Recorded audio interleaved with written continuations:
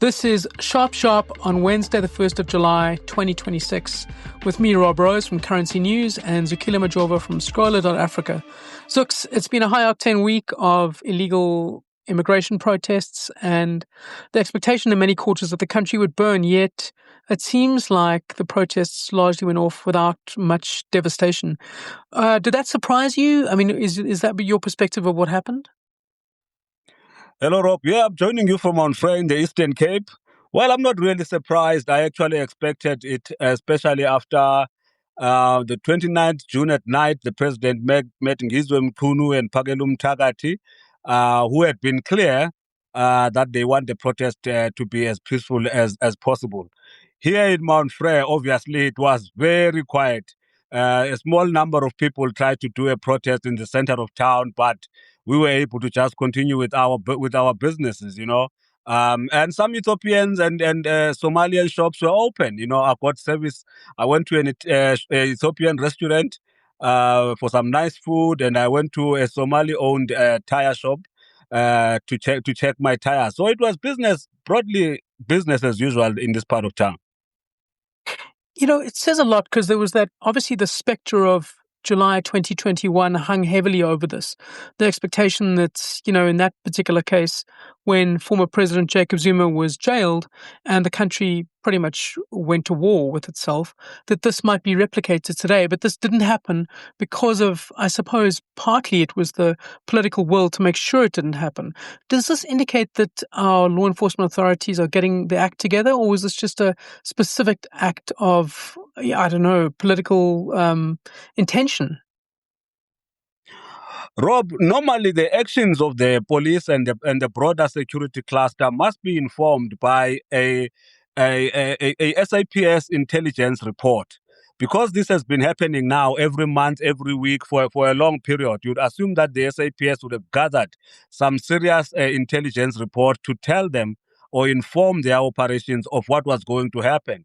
But in this case, it looked like they were just moved by political decisions of the ANC government, and to sort of suggest that this was going to be like July riots. It doesn't look that like any of their intelligence actually told them that, because right through the marches in Durban and Gauteng, etc., those people were marching in large numbers, 10,000 people with just around 10, less than 20 police officers monitoring the marches right through, and there were no incidents. So you begin to battle to understand whether SAPS now is being politically pressured or it continues to work with SAPS intelligence.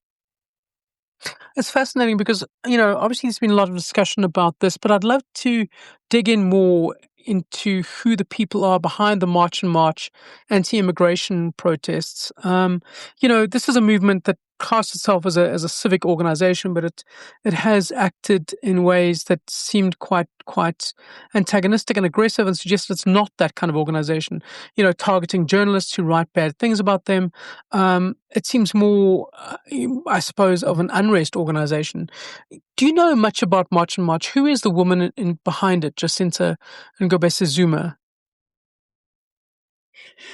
Yes, Jacinta is a former broadcaster. She has been working for a number of years in community radio stations in KwaZulu-Natal. She worked for Vuma FM.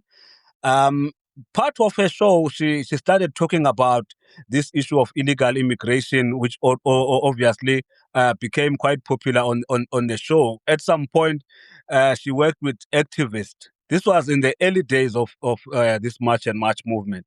Those activists would go to clinics, would go to hospitals, and illegally, I must say illegally, try to check people's IDs before allowing them to come into hospital. Obviously, the government has been very, very clear about that people are not allowed to do that. Anyone in South Africa, regardless of how you came in, if you are sick, you need help, you must get help. And they were at the primary school in Eddington Primary School in Durban, which at some point was a hot spot for this. Toying against the admission of kids from immigrants, which the law now once again is very clear on that. So that's Jacinta for you. She was then kicked out of radio of Vuma FM. Vuma says that they just didn't renew a contract. She says that the radio station was pressured politically by the MEC of Health at the time, threatening to pull advertising. You know, I have run community radio stations. Very complex when a big advertiser makes a threat like that, and that's how she lost the job and got time to do this March and March. That's broadly the background of who she is. March and March started like that as a civic organization, but now it's starting to look like it is aligning itself politically. As you know, she's Jacinta Ngobese-Zuma. And now she seems to be aligning herself with the MK party, which is founded by former President Jacob Zuma. So it looks like now all of this movement, all of this groundswell that she has done, she's willing to give it to the MK party, which is very, very, very suspicious. Now, if we look at the other guy, do you want me to talk about? For sure. Phakela Umthakathi. Phakela Umthakathi is the tall guy who looks like and walks like King Shaka Zulu. He's a traditionalist, cultural activist. He was also an actor. He was in the cast of the famous Shaka iLembe. Also did some stint in the small screen. Yeah, but I mean, he's a cultural activist. He leads Amabutho Zulu warriors, and he leads them generally in a very disciplined manner. You know, whether they are marching through the streets of Durban, looking like they are armed, and they say they are not armed because they're not carrying spears. When they are marching without any intention, they don't carry spears. They'll just carry the shield and they'll carry a stick, and you can see it's not much of a stick. It's just a harmless stick. It's a symbolic thing. The weaponry, the traditional weaponry, it all totally looks different. So while people will say that they are carrying weapons, but if you know what Zulu weapons look like, those are not weapons. Those are the stuff that they carry, whether they are going to a wedding. These people could be going to a wedding, and sometimes after too much drinking, etc., people do stick fighting, and there could be some blood here and there, but it's just all in good fun, you know. But in this case, so far, he's doing very well. He's got the endorsement of the King of the Zulus, specifically to make sure that these matches don't go out of hand. And so far, he has been doing a good job. And the third person who's quite prominent in these matches is Ngizwe Mchunu. He's officially the president of AmaBhinca Nation. He is a former broadcaster as well. Used to be very popular working at Ukhozi FM. He was kicked out of Ukhozi FM sometime around 2019, and he has been doing his activism work. He's quite more controversial than Phakela Umthakathi, who was just an ordinary cultural activist. Ngizwe Mchunu was outside of Jacob Zuma's house before Jacob Zuma was arrested. He campaigned there to block the arrest, etc. He was charged also with inciting violence during the July riots as well. So he's quite a controversial figure. He likes to get into politics, but his official title is president of AmaBhinca. AmaBhinca are people who proudly display their Zulu culture. They would wear the traditional attire. Most of them are polygamists, very proud polygamists. Ngizwe Mchunu himself is a proud polygamist. So he's that kind of person. He also likes to push traditional Zulu music and all of that. He's supposed to be that kind of person, but now he seems to be delving into politics. So it does look like, March and March and aligned organizations are essentially appealing to a lot of Zulu nationalism. But I think what's really interesting is that the view that this is not just a grassroots protest movement. I think that Juanita Hunter, who's quite an experienced political journalist, wrote this week that it's nothing like that. Essentially, it's aligned with extortion movements. There's the construction mafias. And the theory is that this is potentially being used as a tool to ramp up pressure on people trying to expose these corruption networks. There seem to be a lot of machinations below, I suppose, what we see in the public, of why these things are coming up now and why they've gained such prominence. Do you think there's any legitimacy in that view?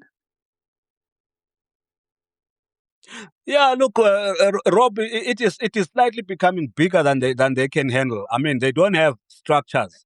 That's the other thing. When you've got an organization that's just growing and growing, and it doesn't have formal structures We know that Jacinta is leading it, but the rest of the structure, from what would be their national to provinces in KZN and regions in different parts of the country, you don't really have those structures. You are always going to find yourself with problems like that, because like in the Eastern Cape, who leads their marches, and then in different regions and all of that. So it needs to be properly structured. I think it's becoming too big for them to handle, and the possibility of it getting out of hand is quite very, very real at the moment.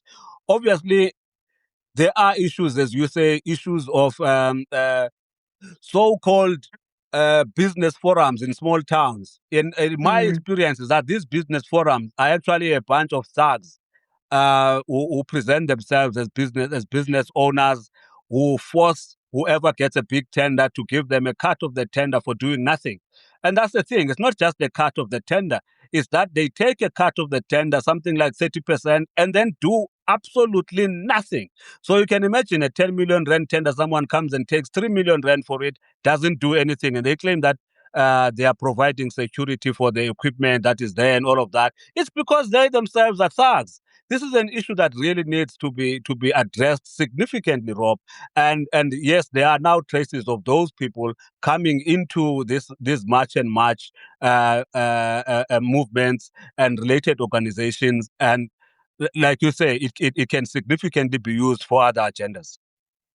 It certainly seems that there is a strong political dimension to this. As much as Jacinta says that this is not a political movement and we're just protesting against government inaction, it does seem that there are clear links to Jacob Zuma's party, the Ngizwe party. There was a couple of stories and articles about how the treasurer of March and March, which in itself, I suppose, is a bit of a weird position, Sanela Kambule, was essentially a candidate on the MK party's national election list in 2024. This does suggest a far deeper connection to particularly Jacob Zuma's party, which has also sought to tap into Zulu nationalism.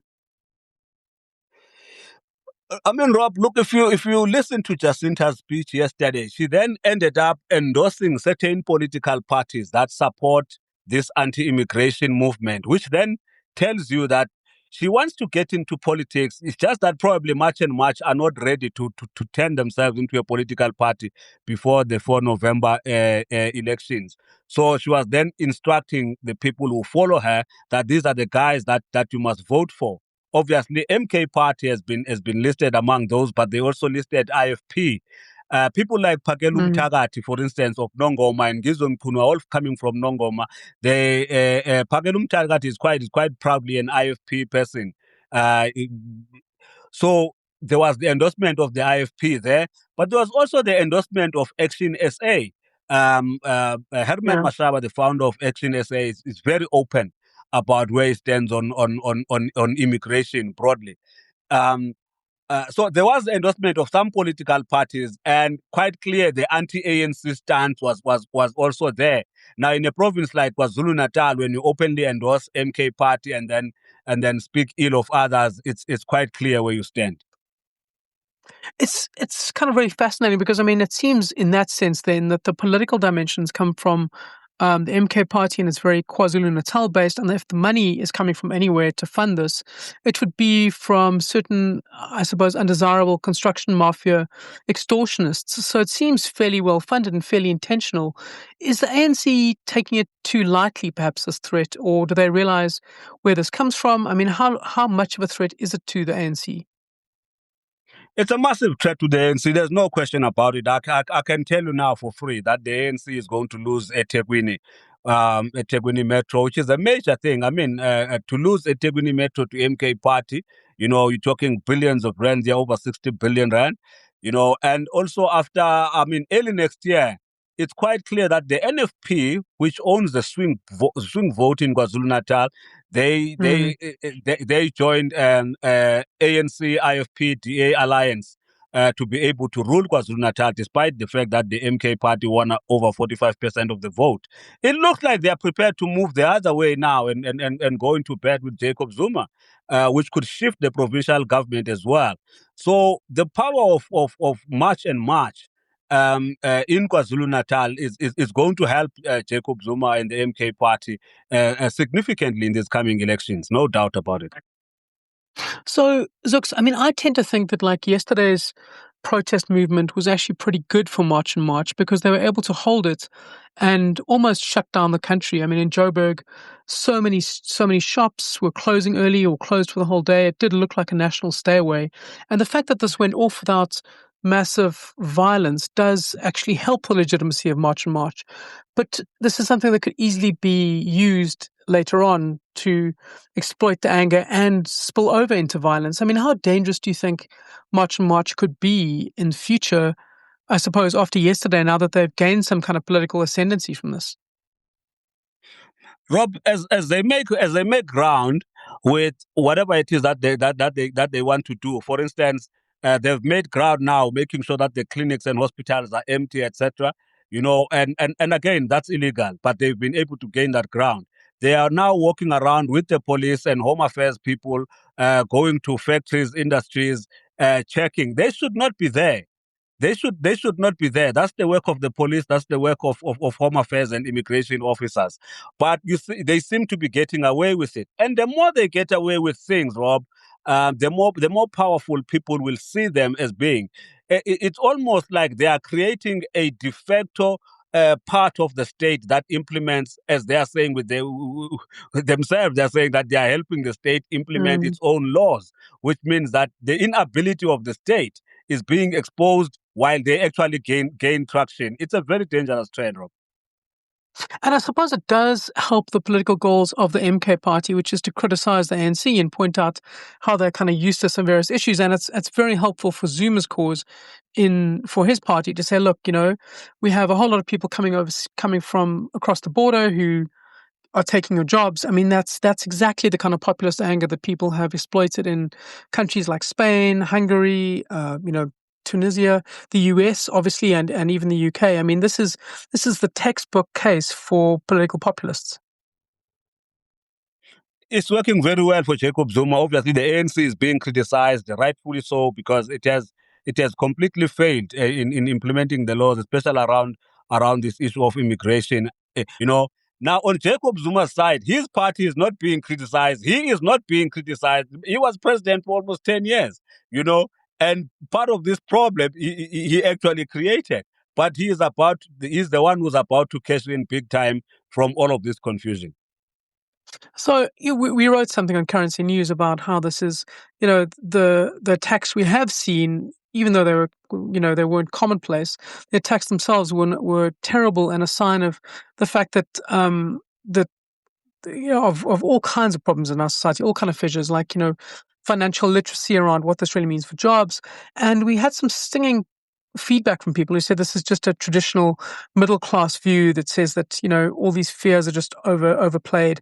The people who fight back against the view that immigrants are taking our jobs and making the economy worse, is it just a middle class view to say that we're not taking it seriously, and that people have legitimate fears about immigrants taking their jobs? Now, look, if you go to the ground, Rob, and see what is happening now with what March and others have done, companies, especially in parts of KZN and Gauteng, have found that they have no choice, because these people walk into your company and they take out 30 people that you have employed, and they say they've got hundreds of people at the gate who are general workers who can do the job. So you find the company employing people right there on the spot and actually taking other people out of a job. It's the same story with, I was watching another company in KZN. They took out their drivers, the foreign drivers, and they said anybody who's at the gate with the code 14 must come in. And people were walking in, being tested on the spot and getting jobs.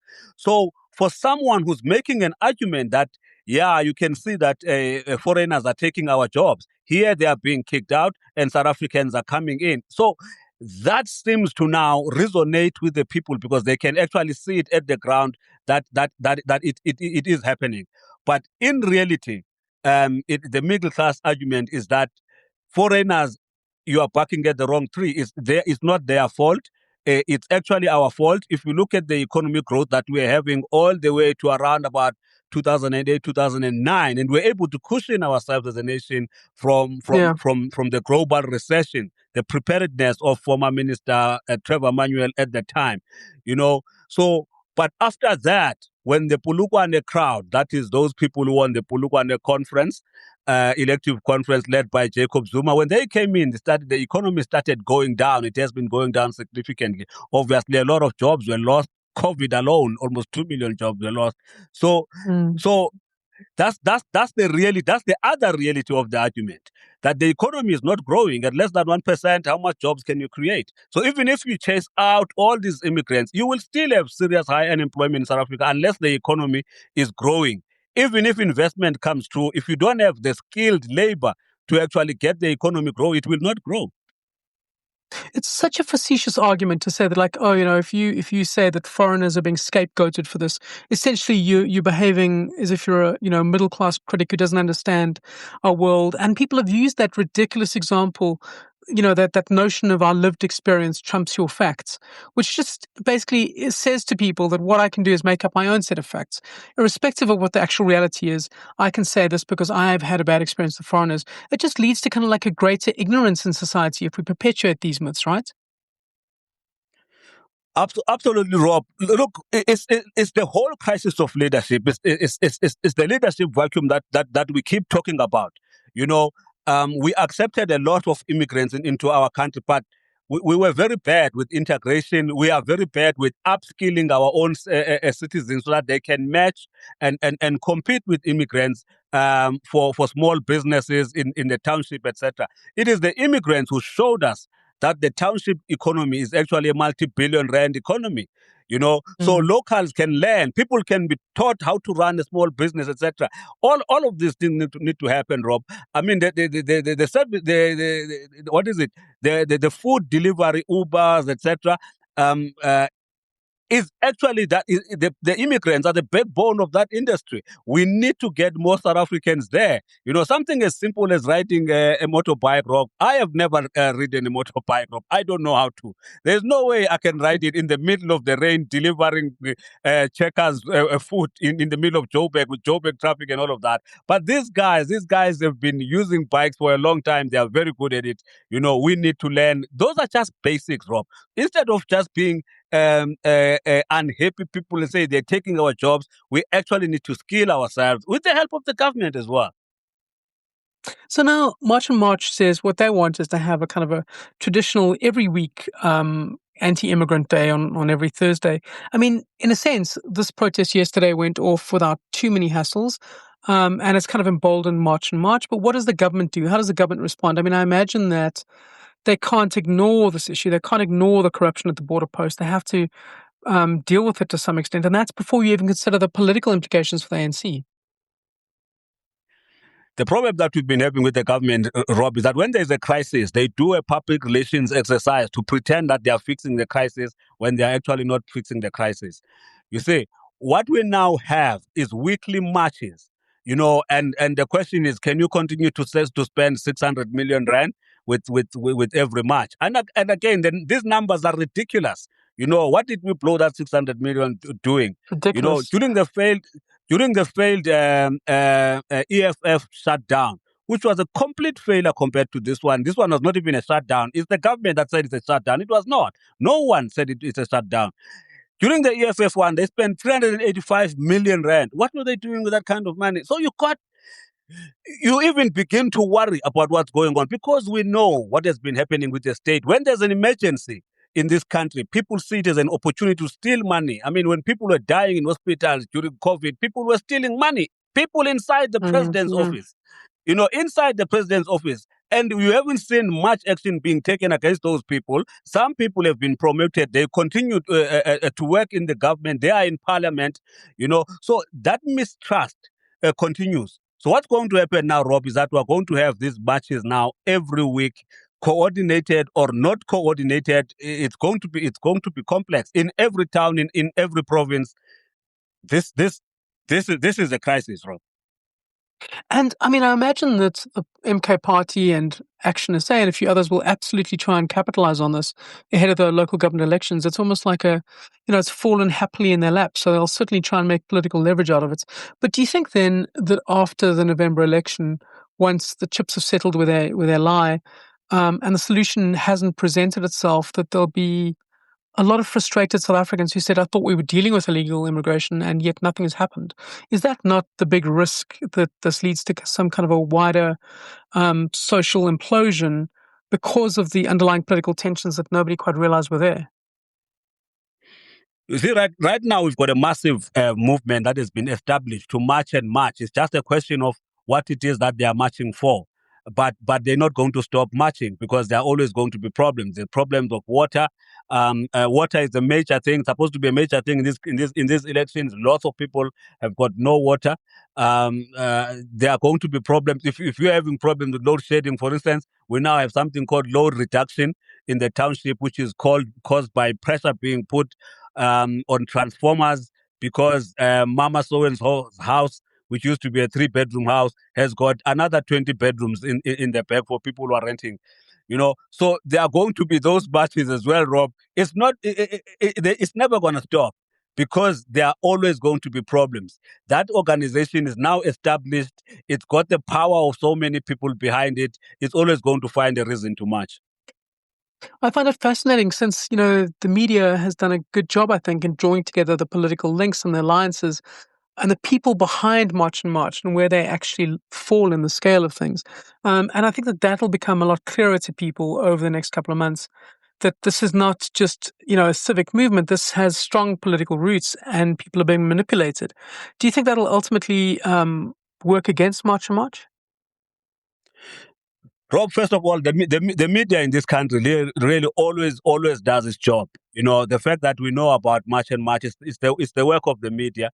The fact that you know what is the agenda of this March and March. We are very clear about the MK party, whoever is going to vote for the MK party, but the media has done its job to say this is who these people are, this is what drives them, this is where they stand, especially against the constitution. We being a constitutional democracy. Now, when you've got a massive organization that openly campaigns to undermine the constitution and continues to get so many people behind it, we should be concerned as Democrats. I suppose it was strange to have this outpouring of, I suppose, hate to a large extent around these marches, considering that otherwise, it was a week of national cohesion. We had the Bafana team doing really well, getting to the knockout stage for the first time ever at the World Cup. I mean, I felt that there was a strong sense of national unity around that, and then you have this happening. It's a bit of a weird schizophrenia in our public life. I mean, did you feel that as well? Was it just me who felt that there was these two conflicting messages? Funny enough, the people who are organizing the marches are presenting the marches as actual proof of national cohesion. We've always had issues with whether it's Zulus and Xhosas and Shangans, etc. They are now defining this fight against illegal immigrants as something that can sort of unite the local tribes in South Africa against a common enemy. So for them, they are presenting these marches as another level of social cohesion at the bottom of the economy.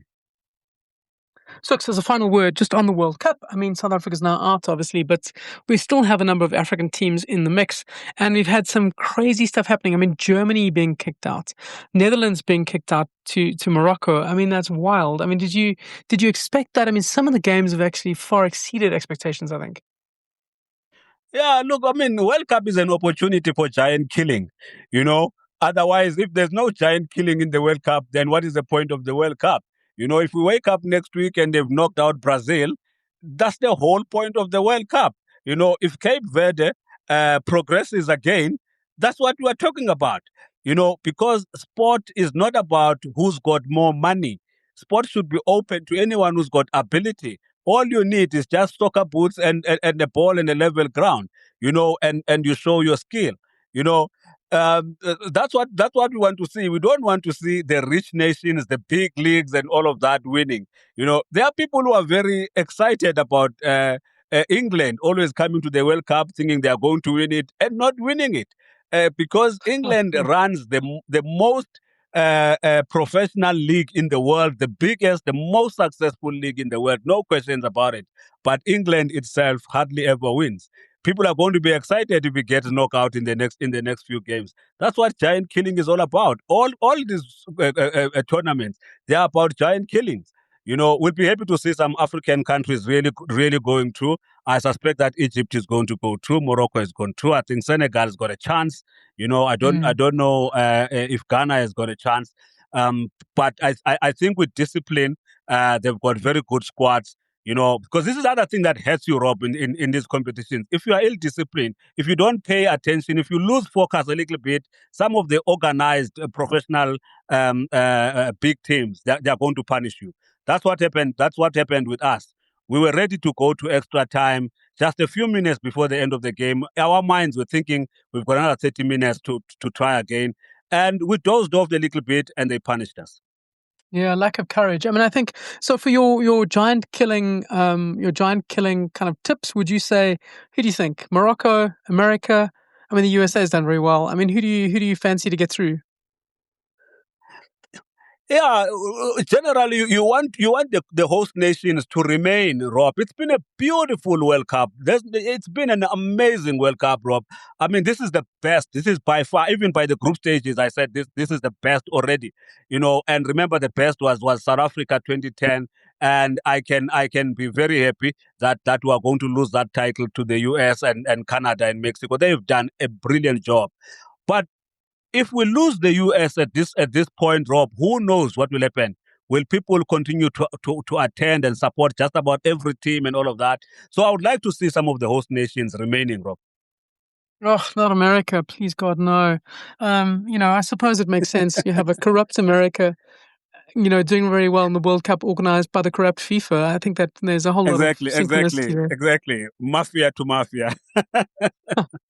Well, from the Mafia team at Sharp, it's goodbye for this week, and join us next week for another episode. And don't forget to subscribe to our podcast.